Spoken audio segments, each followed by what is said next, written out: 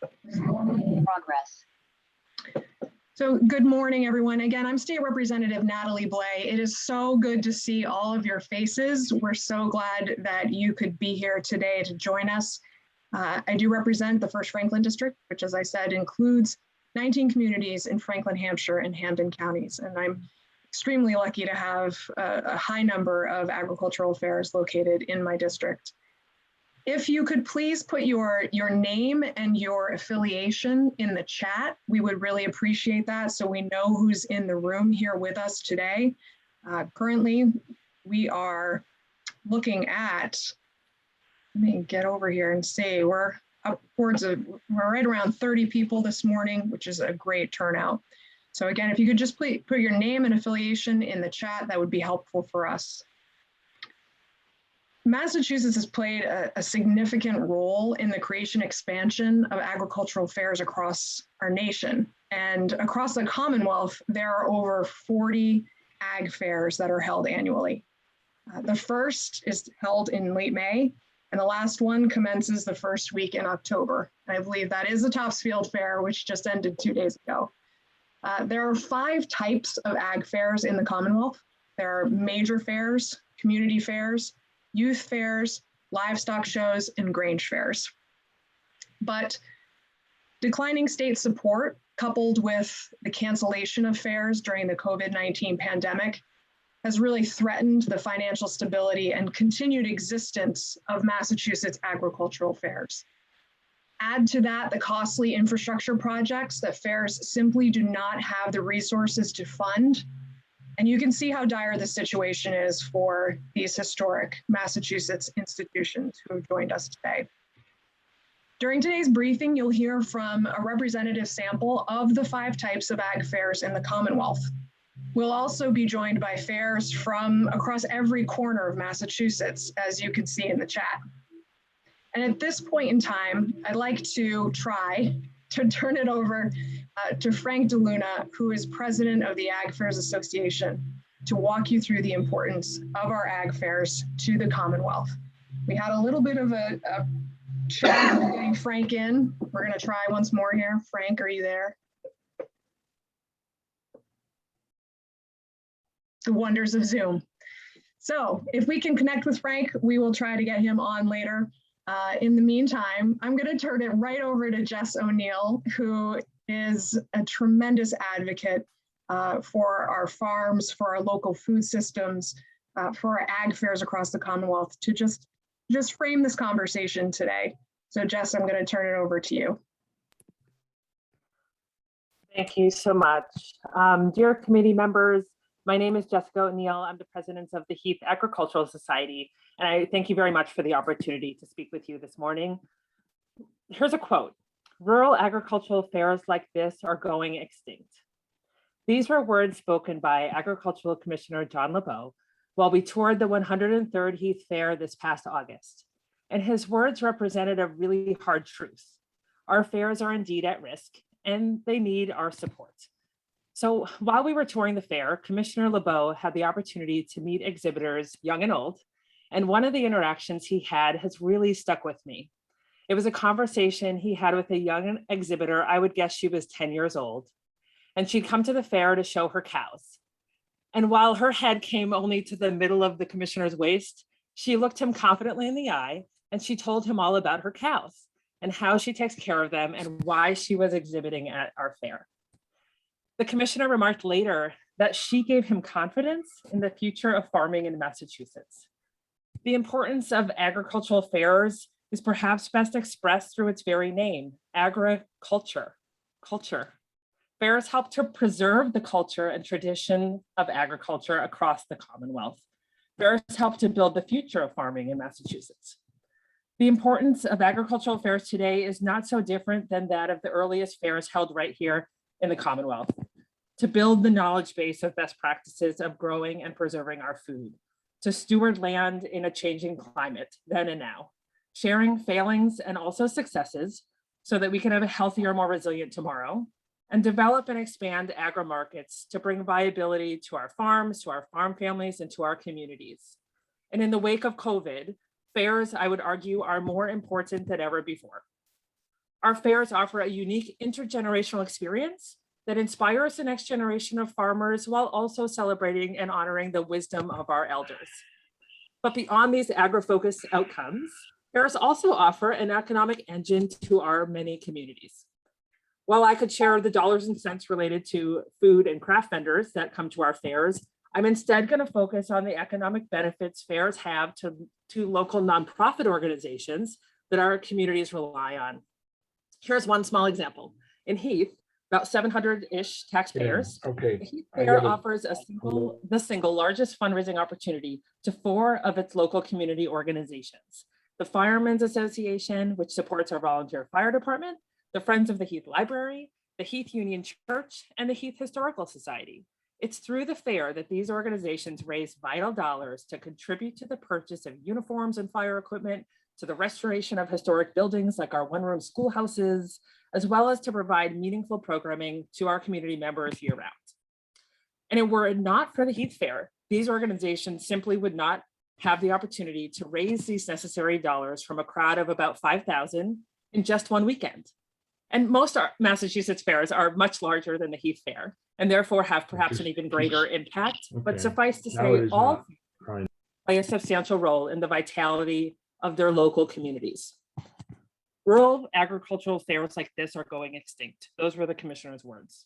The sad truth is these words are already coming true. Some fairs have been forced to close due to the lack of resources, and more are still at risk. When we lose fairs, we lose the agricultural knowledge base within our communities. We lose the opportunity to inspire the next generation and build that confidence in our future of farming. We lose an important economic engine which drive vital resources to our communities. So in the face of extinction, I'd argue we have 2 options. We can act or we can choose not to act. So today I'm asking you to act.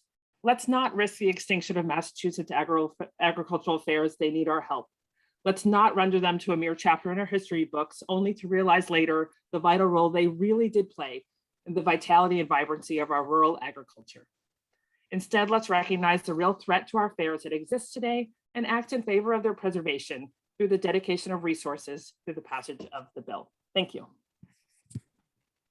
Jess, thank you so much. I so appreciate you being here today and for helping us to frame this conversation and the importance of our ag fairs across the Commonwealth. I love that you focus on agriculture. That is so important and so true. So thank you for being here today. Frank DeLuna, I can see you. Can we hear you? Good morning. Good morning. All right, a little trouble getting on. I had to switch laptops. Well, we're thrilled to have you. Frank is the president of the Massachusetts Agricultural Fair Association and is also deeply involved in the Topsfield Fair. Frank, I wanted to give you a couple of minutes to talk about the importance of ag fairs in the Commonwealth. Thank you. Didn't have anything actually prepared, but the importance is, first of all, education. Most of our fairs teach agriculture. And the further and further we become away from the farm, and we're probably 4 generations from the farm, the more people don't know what agriculture is. They may remember their great-grandparents' farm or their grandparents' farm, and they may remember their parents having some animals, but they're away from the farm. Where does milk come from? Mm-hmm. Where does the ingredients on your pizza come from? Mm-hmm. These are all things that are taught, enhanced at agricultural fairs. And you have to remember, in New England, Massachusetts, New England, we have some of the oldest agricultural fairs in the country. All right, if you look at the history of agricultural fairs, many of the fairs were started by members of the Continental Congress with the forefathers in Philadelphia. They came back from creating and signing the Constitution, and they came back to their towns, and they were farmers, and they taught, they specifically set out their goals is to teach the new methods of agriculture. And that's why we are so very rich in history with our agricultural fairs. I can boast Topsfield Fair being one of the oldest continuously running fairs in the country. and we do teach. We have 15,000. I'll let Jamie tell you about the Topsfield Fair, but it's a tool. It's a culture that has been cultivated, and it's an absolute shame to lose it. The MAFA has about 30 members being agricultural fairs or fairs in the Commonwealth. And this pandemic probably shut down at least 1/3 to 1/2 of those. That's 2 years in a row. So the whole concept of saving the agricultural fairs is very, very important to our history. That's it. Thank you so much, Frank, and I'm glad we were able to get you through. Thank you for being here today. I know it's been a busy, week and a half for you at the Topsfield Fair. So thank you so much for joining us today. Really appreciate it. So now we're going to move into the part of the program where we will hear directly from our fairs, specifically about how COVID has impacted them and about the infrastructure challenges that they are facing and desperately need funding for. Frank just mentioned Jamie O'Brien from the Topsfield Fair. Jamie, I was wondering if you could please address those 3 points that we just talked about and share with folks the importance of the Topsfield Fair. Is Jamie out there? Frank, you may be on the spot again. I'm not seeing Jamie, so it's you. If you could talk about the Topsfield Fair, the impact of COVID and infrastructure challenges that you're facing. Well, the last year we did not run. All right, and as far as an economic impact, it probably cost us $1.6 million. We have acreage to maintain, we have taxes to pay, we have roofs to repair, and all this has to be done. So with no income, it really set us back. The Topsfield Fair, as I said, is the longest running agricultural, continuously running agricultural fair in the country. Yes, there were agricultural societies created prior to Topsfield Essex Agricultural Society, but many of them have gone defunct. Many of them didn't operate for many, many years. As far as the Topsfield Fair is concerned, our mission is education. And yes, we have a Midway, and Midway makes a lot of noise and a lot of glitz, and it attracts a lot of people. But the majority of our fair is agriculture. We showcase our barns. We have lots and lots of participation, and we're very, very proud. During the course of basically the Monday through Friday that we run, we typically have 15,000 kids come through our educational program. That's roughly 3,000 kids a day. Hundreds of buses come in. They don't go to the Midway. They have classes in our barns. And that's an education that no school can give their kids. These kids learn where their food comes from, much of it, what is grown in their food, what it looks like. You know, chocolate milk does not come from black cows.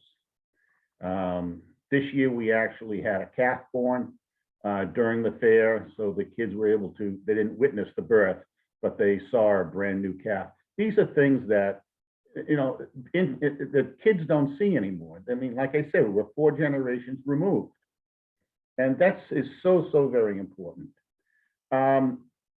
We did have a good fair. I don't have final numbers this year. We were very, very concerned that we weren't going to run and the impact that it would have on us. What we would like to do, our infrastructure needs a lot of work. Again, we've been at this site, the site we are on now, for approximately 100 years. The code has changed. Years and years ago, if we needed wire for power, we would run to one of the local towns, and when they were taking down wires, we would scoop it up. A lot of our electricity needs redoing. We just went through a whole episode where we purchased a building on the site, and we would like to rebuild this as an education center. And our hopes is to have a year-round education center staffed with a educator, with a teacher, and that we can teach the kids, not only of Essex County, but teach any kid that wants to come about agriculture. What is agriculture? And we can also do it for other classes, adults as well. So this is what we're hoping to improve our infrastructure. We're working towards it, and we do appreciate all your efforts. Thank you.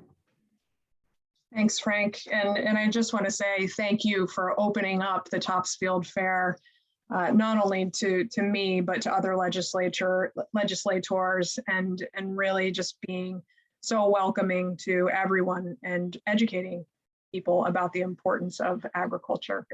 So very important. Thank you very much for your efforts too. Absolutely. If I could turn it over to the Cummington Fair. Ken Howes, are you there? Also known as Trudge.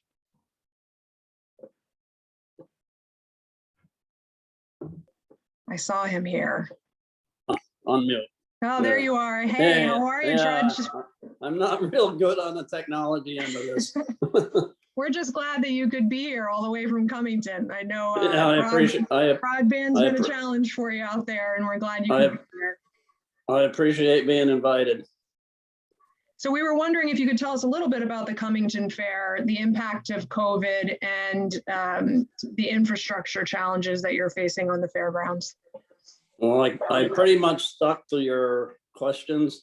The fair's been running for 153 years, and we pretty much promote agriculture in various ways and education of agriculture. And due to the ever-changing challenges in farming, young people need to be educated, such as the decrease in rural life and the loss of dairy farms and farming communities and households decreasing.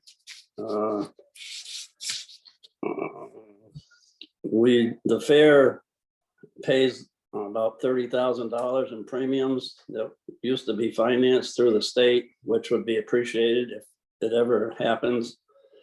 And our fair is in the same position like Topsfield. We didn't run last year. We had a financial loss of even not operating of $52,000 in 2020.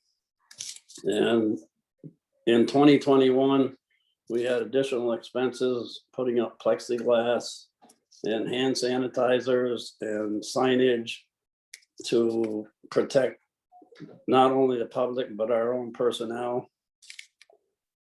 And there was a mandate in Cummington to wear masks. We provided masks when needed inside buildings. And what else? Well, am I still there? You're still here. We got you. Okay. And we had to close certain buildings because of the proximity. And we always served dinners to the public, which was missed greatly due to the way you have to serve people.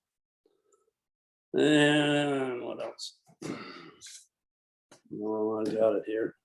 Oh, on the infrastructure end of it, we've got a dilapidated poultry and pigeon rabbit building that we would like to replace if any monies become available, and possibly install solar on the roof to help offset electrical costs at the fairgrounds, which has become quite large.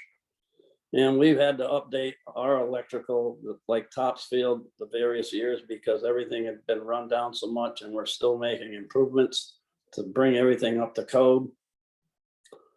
And we also have a museum that is very small and similar to like Freiburg, if you've ever been there. They have a very large display of museum farm implements and old tools we would like to put up another building for that. And I guess that's it. Thanks, Trudge. I appreciate that. And I know it wasn't 4 minutes, but. that's okay. I mean, I think it's short and sweet, right? Fairs are struggling financially due to COVID and Well, are really struggling to meet the infrastructure challenges that you But- need to continue on. Cummington still promotes many old agricultural events like our ox parade and antique cars and golden wedding contests, besides some of the motorized events that you have to draw the people there. And I am one of the people who needed a mask, so I appreciate you providing those free of charge to the public this year. Thank you for coming. And Trudge, I brought my 2 kids who are 13 and 14, and Trudge shamed me into buying them the unlimited ride pass, which they really enjoyed and had a great time. So you'll forever be special in their hearts, Trudge. Thank you. Thank you so much. Next, we have Sharon Potter from the Westport Fair. And Sharon, we were having some problems connecting with you for audio. Can you hear or see us? Yes, I can. Can you hear me? We can hear you. Could you please Thank you tell for us a the little bit about your fair and the challenges that you're facing? Sure. Thank you for the invitation. Our fair is held annually in July, but again, because of COVID, I reiterated, as our previous speaker said, we canceled in 2020 because of the restrictions and regulations still on for the lateness of Governor Baker lifting that in June. We start planning this fair as early as January, contacting our food vendors, all other vendors.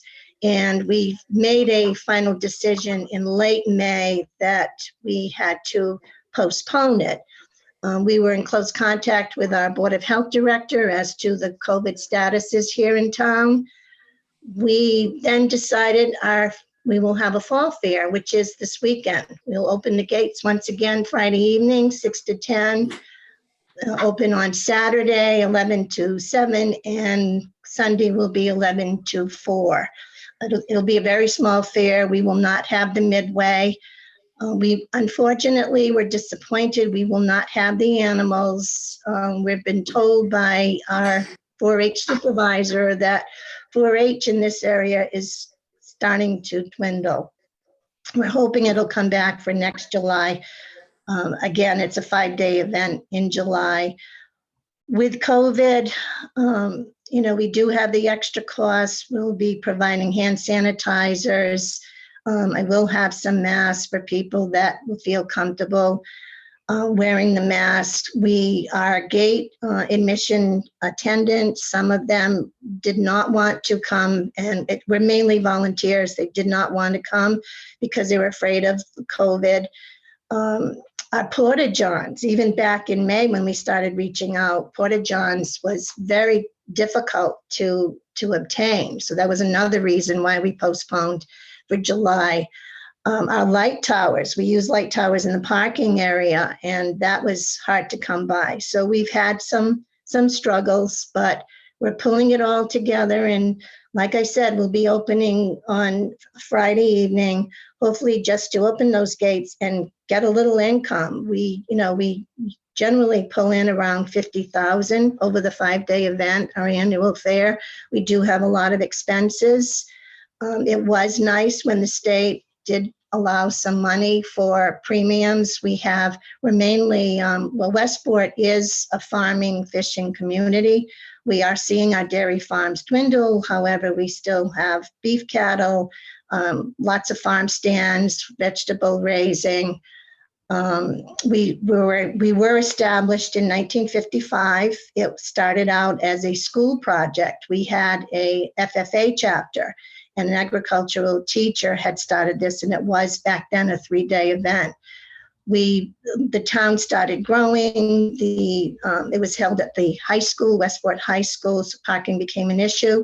We were fortunate to purchase land, so now it's ours and it's privately owned by us in 1984. So we've been at our fairgrounds since then. I've lost for words. So this is our 66th year. We just completed a huge project. For us, it was a huge project. We had the opportunity to, our post office here in town, Central Village, was very small. And the owner constructed a brand new post office. This goes back maybe 10 years ago or more. We were able to move that post office with hopes that we would use that as a museum with some farm artifacts, old posters and whatnot. But that, when we started looking into the building cost and the building codes to use it for public access, we'd have to put in a ramp, and that was a little more costly. So we turned it into, it's our meeting hall. We put in a shower for the 4-H kids that did stay with their animals overnight throughout the 5 days. And it worked out very well. The 2019 fair was completed, and our temperature then was 95 degrees each day. So they appreciated that shower. But that project alone cost us $90,000. We still have a few buildings to maintain. We'd love to put up a barn. And what we plan to do with that is exhibiting some old farm machinery, perhaps a hay rake, so that we could show the children and the public how the hay went in the barn years ago, things of that nature. But when we looked into that cost, it's pretty hefty. So, but that is hopefully our goal in the future. We'll be able to do that a little bit at a time. We just did some paving over the summer under the bleacher area, and we'd like to pave more paths so it'd be easier for wheelchairs and strollers to go out throughout the fairgrounds. COVID was a big impact, so we're hoping that we'll have a successful weekend, even if we just open those gates and see our loyal fans that come to the fair. Tractor pulling is a big item for our fair. We have, farm tractors from not just from Westport, from nearby communities, Dartmouth, Acushnet, Fairhaven. So we're looking forward to it, and it seems like our weather will hold for us. We'll keep our fingers crossed for you, Sharon. Thank you so Thank much. you. I see Rep. Schmidt would like to say a word or two. Rep. Schmidt. Representative Blais, thank you so much for organizing this webinar. And I just want to give a big shout out to Sharon and her brothers, who are really the backbone to the Westport Fair. And the Westport Fair is such an important part of Westport because we really, really respect and support our farming and fishing ancestors. And getting those kids to walk through the 4-H section each year is really important. And we hope that we'll have the 4-H back last year. You heard Sharon just mention that the folks involved with 4-H are feeling that they're losing people right now. And maybe we can have another conversation about how we as legislators can help the 4-H program. I know many of us would be interested in that. Sharon, we are honored this year by the presence of Commissioner LeBeau at the Westport Fair. We really appreciate that. Hi, John, and can't wait to see you on Saturday. He'll be kicking off the children's lawnmower tractor pull, I believe. Yes, so. Love that. And before I turn it back to you, Rep. Blais, I just want to shout out to Brad Mitchell at the Farm Bureau and recognize that he's recently taken over as executive director, and we thank him for his leadership. Thanks. Over to you, Rep. Well, thank you for your strong support of agriculture across the Commonwealth and for making the trip out here to Western Massachusetts multiple times. At this point, so we have two more fairs. We have the Middlesex Fair and the Blandford Fair. that we want to make sure we have time for. So Beth, if you could unmute yourself, that would be wonderful to hear from you. Thank you. Good morning, Representative Blais and everyone. Thank you all for taking the time to speak with us today. I did have to swap computers because I lost internet, so hopefully this will stay. My name is Beth Dabrowski. I'm the president and business manager for the Middlesex County 4-H Fair out of Westford. I've been the business manager for the past 21 years and have served as the president for the past 10 years. I was really struck by Jessica O'Neill's comments about agricultural fairs because it was an exact description of our fair. She hit it right on.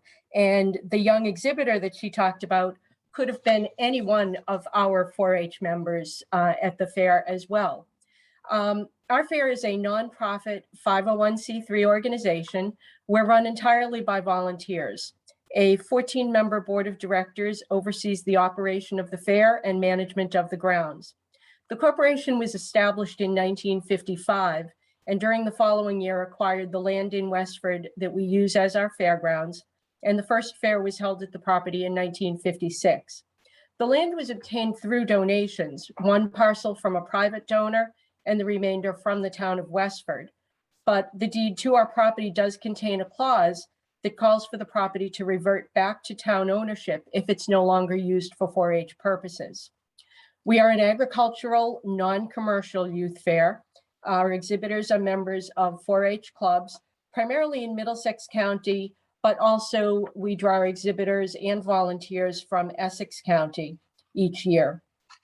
We do run at the same time as Marshfield and usually Worcester County fairs, and so we don't have, those exhibitors do not attend our fair.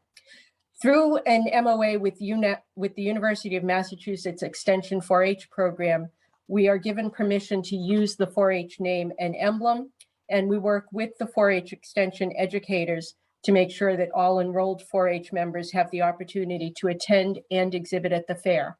But as someone else stated, there has been a decline over the past year in 4-H membership. And so that has caused lower entries at our fair. Our operating income comes from two major sources: the 4-H fair held in August each year and grounds rentals during the year for large dog shows, horse shows, and private events, picnics, business retreats, and things. We were unable to rent the grounds during all of 2020 and most of 2021. So that caused a large financial loss to us, which has impacted available funding for property improvements. As with everyone else, we start our planning in the early part of the year for the August fair. In 2021, due to the uncertainty of state gathering guidelines and an unknown date of when UMass Extension would allow in-person events for 4-H members, we decided that the 2021 fair would not be open to the general public, but that we would run it for the benefit of our exhibitors and their families. That helped to save money on costs for entertainment and other things, vendors, but most of our expenses stayed the same. Judges, insurance, EMS costs, security, those all stayed the same. And so we will have a net loss for 2021. Because the fair is run entirely by volunteers, it can be challenging to manage the grounds and the maintenance that's needed. And with the grounds and buildings only open from April through October, the weather does take a toll on the buildings, most of which were built in 1960s, early 70s. We currently have 3 major infrastructure projects that we're planning.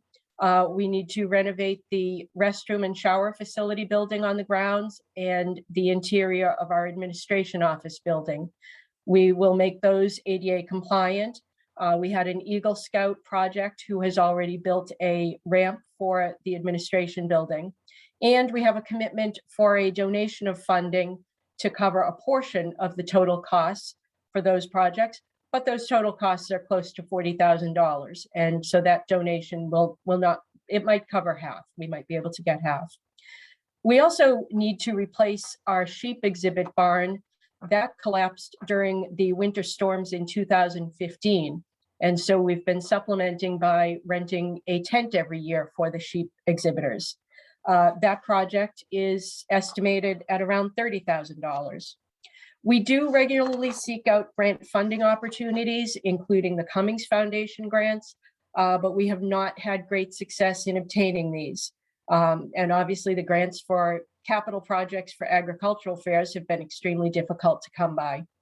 We do apply for some of the smaller grants. Mass Cultural Council, we've been successful with their grants. That's a great funding source for some of our smaller expenses during the fair. And we do solicit donations. We're very shortly going to be starting a very large capital campaign fundraiser, and we hope that that will be successful and help us keep going. So I hope I've given you a good overview, and certainly happy to answer any questions that anyone has about our fair. Thank you. Thank you so much, Beth. That was incredibly helpful, and it's especially helpful to understand the costs associated with this infrastructure for you. So thank you for that. Finally, I want to turn it over to Bruce and Bruce from the Blandford Fair. Rep Pease. Yes, just a really quick thing, because I do have to run to a ribbon cutting. That's what we do sometimes. I want to thank you so much, Rep Blaze, for putting this on. As someone who grew up going to all fairs in August, from Littleville to Middlefield to Westfield to Cummington to Blandford, it was just part of life, and it was an awesome part. And I know they're struggling, and I hope that at the end of this, we can get together. What the biggest thing we can do as legislatures to help and keep these, viable in the future, whether it's, and I'm hearing a lot of infrastructure stuff. And that's what I also heard from my cousin Mo Boyso from Littleville Fair. I hope we can get what's the best way to help on our level in the end. And I look forward to that. That's all I'll say. Thank you. Thank you, Rep Pease. And believe me when I say I'll be in touch on that. All right, so our last presenters before we hear from Commissioner LeBeau are from the Blandford Fair. So I just want to turn it over to Bruce, either Bruce, one of the Bruces.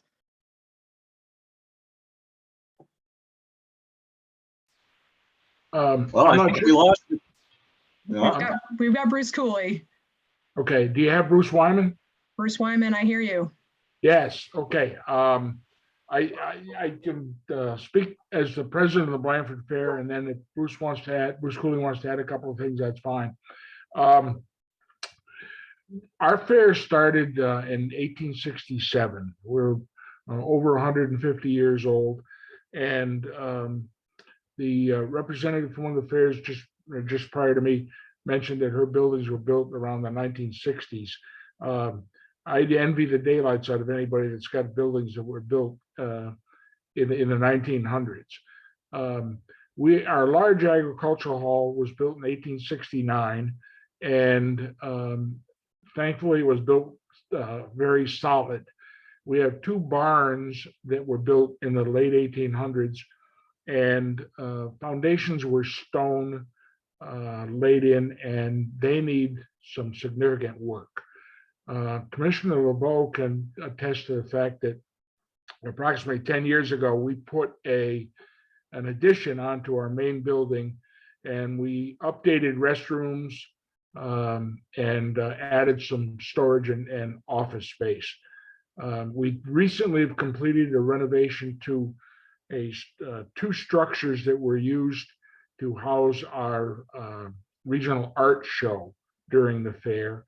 And we faced virtually the same situations that most of the small fairs do, and that's declining income and increased expenses. COVID-19, we were able to cancel the 2020 fair early enough not to incur a significant amount of expenses, but there were insurance premiums, utility costs, incidental maintenance costs that we had to complete anyway. And then in 2021, we had every intention of proceeding and trying to recoup some of those losses with the fair. But again, we ran into a situation where approximately 3 weeks before the fair, there was a significant increase in Western Massachusetts to the COVID epidemic. And we made a very difficult decision to cancel the 2021 fair. For the most part, it was met with very positive responses. People thought we had done the right thing. However, as is the case in a lot of situations, we incurred some significant expenses in 2021. We are probably in the $20,000 to $25,000, maybe as much as $30,000, with expenses that we incurred over the 2-year period that right now the fair funding is not able to address. So we're going to have to figure out how we can do that. The capital projects that we'd like to do include the upgrade and renovation of 2 large barns. We do as much work as we possibly can. We're able, with our volunteers, and our organization is a 501c5, which is an agricultural exemption, but it prohibits donations are deductible from individuals. The only way you can do that is with 50c3. And the 50c5 was formed a number of years ago as an agricultural entity. So we have some challenges in obtaining funding where people understand they're making a donation, but they might not be able to take advantage of that. The 2 projects that we'd like to, major projects, one of them is a barn that housed horses. We're using it now for show horses for our horse show. And we estimate we probably got a $25,000 project that can be done almost entirely with volunteers. The only thing that we don't do is the roofing in terms of the standing seam metal roofing. We don't have volunteers that are qualified to do that. One of the things that we've done is said we'd like to keep all of our structures architecturally correct with when they were built. And so renovation of this smaller barn would include replacing the standing seam metal roof. We do have an individual who does that and has treated us exceptionally well. We have another building adjacent to that has some structural issues. And we're probably talking, again, with volunteer help over a long summer period or a long year, maybe as much as 2, would probably cost us somewhere in the vicinity of $50,000. And that's materials only in order to meet the criteria for local building codes and preserve the image of creating these buildings are a little over 100 years old. So we would be in an excellent position if some of the funding that was previously granted by the administration, and that was the covering a significant cost of agricultural premiums, and there was a program where they provided stipends to fairs for construction projects or major infrastructure improvements. So if that were reinstated, obviously it would help all of the fairs, and we will be exceptionally grateful for that. So with that, I will turn it over to Mr. Cooley, and who was was one of our vice presidents and is now the treasurer of the organization. And I'll let him comment anything that he thinks is appropriate. I think Bruce covered most everything pretty well. The only thing I would add is that as an all-volunteer operation and operating on a kind of a thin margin, we have done some off-season fundraising in the last few years to supplement our income. And that also was erased completely in 2020 and for the first half of 2021. So we virtually have had no income since 2019 with the longstanding utility, water, insurance, and a couple of other minor bills that still have to be paid whether we have income or not. So anything that would provide a little extra wiggle room financially certainly will be appreciated. Thank you, Bruce. Bruce Cooley and Bruce Wyman. I appreciate you sharing your perspectives. This is a perfect transition to Commissioner John LeBeau, who is the Commissioner of MDAR and certainly a strong partner to all of our ag fairs and agriculture, generally speaking, across the Commonwealth. Commissioner, could I turn it over to you? Well, thank you very much, Rep. Blay. Thank you so much for organizing and hosting this meeting. I thank all the various members of the General Court or their staffs who are attending the meeting. And primarily, I want to thank all the folks involved with all the ag fairs. Thank you so much for everything you do.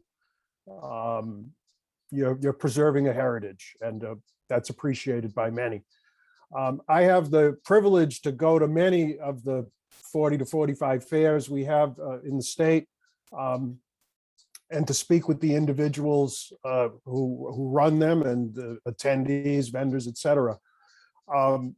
When I don't go, and joining me on the call today are Deputy Commissioner Ashley Randall and our fairs liaison, Fran Pearson. And among the three of us, we try to hit them all. I still haven't been to everyone. This will be my first trip to Westport. I'm looking forward to that, Rep. Schmidt, later this week. But when I go to these fairs, I ask a lot of questions, and they're often rather pointed questions, because I'm really trying to get a sense of the overall condition and health of our ag fairs. And what I've learned, and I want folks to understand, one might think that fairs are very, very similar, and in some ways they are. But when you get down to organizational structures, when you get down to fiscal positions, they are very, very, very different. Some of our fairs have paid staff, some are volunteer only. Some have managed to create very strong reserves. Others, unfortunately, have little to no reserves. So we really have to consider that with whatever moves forward. And of course, I'm obligated to say I'm not in a position to advocate for any particular legislative action or administrative action today, but to just share with you a little bit of our impressions of what the status quo is. So, certainly infrastructure is an issue that's been made very clear on the call today, but in many cases it's operating expenses as well. And that's very much an issue that it's more difficult for the state to address. I know some folks think, well, if you give us money for infrastructure, then we can use money that we might have devoted to infrastructure for operating, and that works for those who have the money to do that. There are some who simply don't have enough operating expenses, and infrastructure money, though helpful, still avoids that critical question of the year-to-year operations. Some of our fairs own their land. Some of the fairs actually pay rent for their land. Some are on properties that they're being allowed to use by municipal government or by, in some cases, even private businesses have been so kind to allow fairs to operate on their property. Some fairs have prohibitions that they can't serve alcohol, which, I mean, whether or not that's a good thing, it's certainly, it's a revenue generator. So I think we need to take into account the fact that there's probably not one single perfect solution. Certainly, I think any help would be appreciated. We heard a lot today, mention was made about, I think I heard, well, I don't want to get it wrong, but someone went for a cultural grant. So, the state funds historic preservation. The state funds our cultural heritage to some degree. The state funds tourism. The state does not, at this point in time, do much to protect our agricultural heritage. As previous speakers have mentioned, this is an educational tool that's becoming more and more important every day. And it's something that, I think it's the right thing. I frequently do say nobody's going to make a new fair. So what Jessica might have caught me at a very candid moment. That's my usual line is nobody's going to make a new fair. And they are endangered species to a degree, and some more than others. And I'll sum up. And let's not forget the real economic engine and incubator that some of these fairs provide to the vendors. And in communities that adopted the local option for the meals tax, every fried Snickers bar that's sold goes to the bottom line of the local municipality. So, I mean, I think that's something that folks tend not to always think upon, but there's an important component of that. Some of those small businesses, food or not, derive a great deal of their income at fairs, and some of them are able to move to larger bricks and mortar operations, hire help, et cetera, based on what comes out of the fairs. So there's a lot to talk about. I'm glad this conversation is getting organized, and Rep, thank you for the opportunity to have a few moments to speak. Certainly appreciate your support, Commissioner, and thank you for being here today. At this point, I'd like to turn it over to Brad Mitchell, who, Brad, what is your official title now? Executive Director. Executive Director of the Massachusetts Farm Bureau. Sure. Thank you. And thank you for pulling this together. So my name is Brad Mitchell. I'm the Executive Director of the Mass Farm Bureau. We've been around for about 105 years. And very simply, we're run by farmers and our charge is to look out for and advocate for the interest of farmers. And I'm here today because very plainly, fairs are very much in the interest of farmers, as well as most people in our society. Quite honestly, I think people have given the history of fairs a little bit of a short shift. They actually go back more than a millennia to Northern Europe, at least to the 12th century, probably before, when essentially there were an opportunity for communities to come together and celebrate harvest. And we still do that. And if we've learned nothing from the pandemic, and sometimes I wonder whether we have or not, it's that we know that people as a community need to come together and we need to celebrate. All you need to do is go to one of the fairs on a Saturday or Sunday afternoon, any one of them in the Commonwealth, and see the opportunity they provide for folks to come together as communities to celebrate. And we need to protect that. Offers a lot of opportunities for everybody. And yes, fairs have changed. You have tilt-a-whirls and deep fried Twinkies, but from the ag perspective, we really do have that connection to agriculture that happens at the fairs. You know, we've seen a lot of interest in buy local and agriculture in the last 20 years or so. We put money into the buy local organizations. We put money into ag in the classroom. Fairs have been doing this for millennia, and it's really firsthand direct contact between consumers and farmers. You can go into the 4-H fair in Littleton, you can pet a goat, you can talk to a kid who raised the goat. You know, I've been in this field for about 25 years, and every time I go to a fair, I still learn something new about agriculture. I was at Topsfield last week. I'd never seen sheepdog work, and I got to see them work. There's always something new to learn. I have my 14-year-old daughter with me. The other thing I want to say, it's really a training ground for farmers and kids who want to learn about farming. You know, the legislature spent the last 2 weeks arguing a bill about hen and pork that literally does nothing for animal welfare in Massachusetts. The fairs do. You know, where else do you have a situation where you can take farm kids and kids who go in and compete on how well they care for their animals and get expert opinions on their care for the animals, and they learn from that and go forward. So when they raise the animals, they know how to do it correctly. The animals are treated humanely, they're healthy. That's how we have humane treatment of animals, and the fairs go a long way to do that. The pandemic was not the first disruption we've seen in fairs in the last 100 years. Most fairs shut down for a period during both World War I and World War II. And I expect those fairs saw some real economic challenges during those periods when they were shut down. And we came together as a society and as a government to support them. And I'm hoping we can do it again now, because we really desperately need those fairs. They're a part of the fabric of agriculture, and I would argue our society as a whole. Thanks, Brad. Appreciate those closing thoughts. And I just want to take an opportunity now to thank all of my colleagues and the offices that are represented here today, and certainly all of the ag fairs who I know that you are all very, very busy. Appreciate you taking the time to be here today. We will certainly follow up. I think that the message is really clear. You know, our 40 agricultural fairs across the Commonwealth are vitally important to agriculture, but they're also an economic engine that create jobs. It's a gathering place. They are a gathering place for our communities. They're affordable. They offer personal and professional development opportunities to our young people. And perhaps most importantly right now, they provide opportunities for us to learn about local agriculture, including where our food comes from. which has become increasingly important, especially during the COVID-19 pandemic. They are here for us in our communities, and right now they really need our support. And so I'll certainly be following up with legislators here on this call and in the body. And I really hope to have the support of the agricultural fairs who are here today. As I forget who I threatened that I would be, oh, Rep. Pease.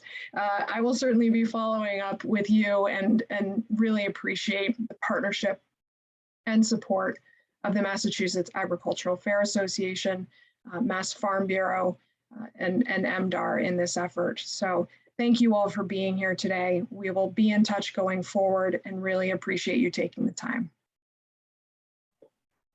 Thank you very much, Representative. Terrific. Thank you. Great to see you, Rep. Thanks, everyone.